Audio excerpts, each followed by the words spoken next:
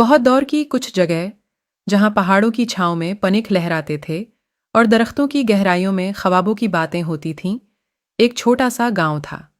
ये गांव भरपूर खूबसूरती से भरा हुआ था और लोग अच्छे दिलों के साहब थे।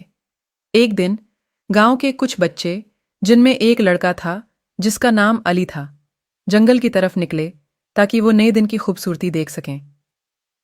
जंगल में पहुंचकर अली ने एक अजीब वहशी हैवान को देखा जिसके पांजे थे और रंगीन चमकती हुई छलांगे मार रहा था। अली ने हैरान होकर पूछा, तुम कौन हो?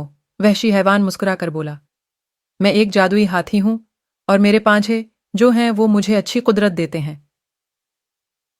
अली ने ख्वाबों की दुनिया का ख्याल करते हुए कहा, मुझे भी अच्छी कुदरत चाहिए ताकि मैं अपने गांव को मजीद खूबसूरत बना सकूं।